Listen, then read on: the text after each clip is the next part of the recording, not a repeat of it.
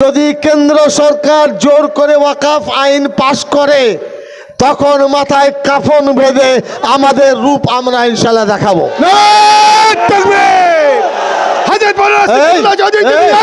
আমরা তোমার সাথে আছি।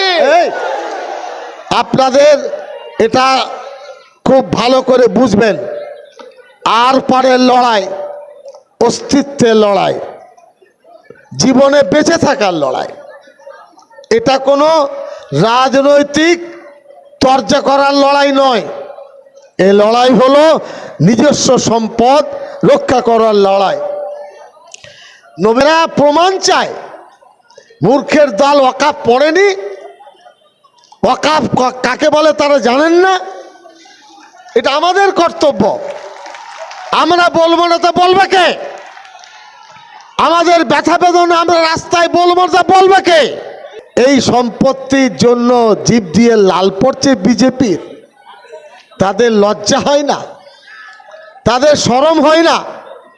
হ্যাঁ, আমাদের সম্পত্তি কেড়ে নিতে চাচ্ছ, হবে না। ঘুঘু দেখেছে বিজেপি, ঘুঘুর ফান দেখেনি, এই বাংলায় ফান দেখবে ইনশাল্লাহ। ধরুন ফুরফুরায় অনেক সম্পত্তি আছে, মসজিদে থাকতে পারে। আপনি কে যে আপনি মসজিদের সম্পত্তি নিতে চাচ্ছেন? কেন যাচ্ছেন? এবং এই রহরা রামকৃষ্ণ মিশন হিন্দু ব্যক্তিত্বের দ্বারাই পরিচালিত স্বশাসিত সংস্থা, তাদের সম্পত্তির মালিকানা সরকার নেই, তাদের ট্রাস্ট তারা চালাবে। ওই বেলুর মঠের মন্দির আছে, তারপরে ধরুন ওই ইস্কন আছে, ওই উড়িষ্যায় কি ওটা মন্দির বড়, পুরীর জগন্নাথ মন্দির আছে, তাদের মালিকানা। বিজেপির চোখে কি রঙিন চশমা আছে? তারা কি দেখতে পায় না যে তারা মুসলমানের সম্পদ লুটে পুটে খাবে? এটা হবে না।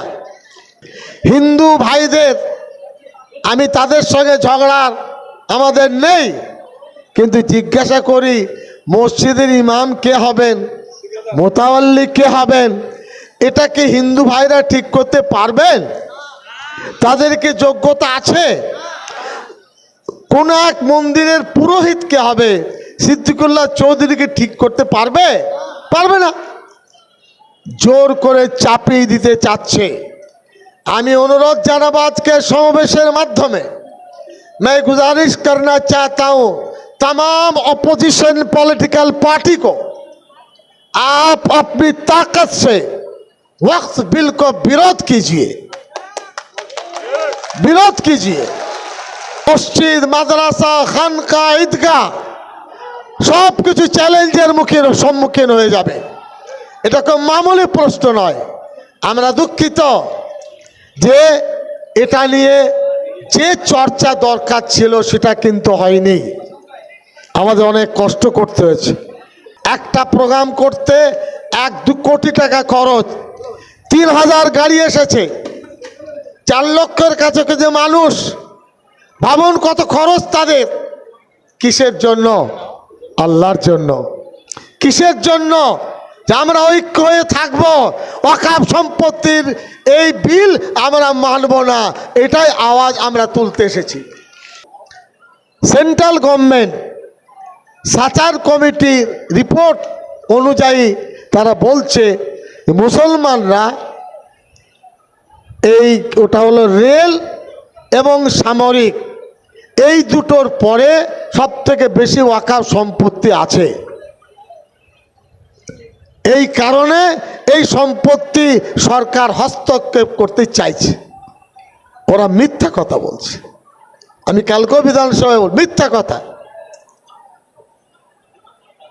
আপনার 2টি রাজ্য অন্ধ্রপ্রদেশ, কেরল, হিন্দু দেবত্ব সম্পত্তি, আমাদের সম্পত্তি কত সাচার বলেছেন? 6 লক্ষ কয়েক হাজার একর, 6 লক্ষ আর কয়েক হাজার একর।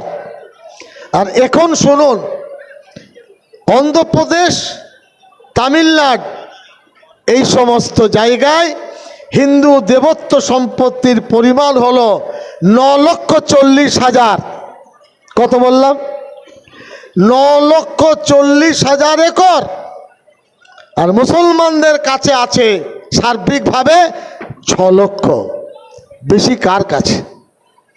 বিজেপি কি পারবে সমস্ত ধর্মীয় সংস্থার জরিপ করতে? ওরা আর কিছু খুঁজে পাচ্ছে না। জয়েন্ট পার্লামেন্টারি কমিটি তালাকের সময় করেননি কেন? কাশ্মীরের 370 ধারার প্রশ্নে করেননি কেন? নোটবন্দির সময় করেননি কেন? সিটিজেনশিপ অ্যাক্টের ব্যাপারে করেননি কেন? এই কারণে এর প্রতিবাদ ইনশাল্লাহ সর্বশক্তি দিয়ে আমরা করব। আজকের সমাবেশ প্রমাণ করে দিচ্ছে, দুটো ব্রিগেড প্যারেড গ্রাউন্ডে লাগবে, তবে আমরা পেট ভরাতে পারবো। দোয়া করুন, ইনশাল্লাহ আগামী অক্টোবর নভেম্বরে ইনশাল্লাহ ব্রিগেড আমরা সভা করব।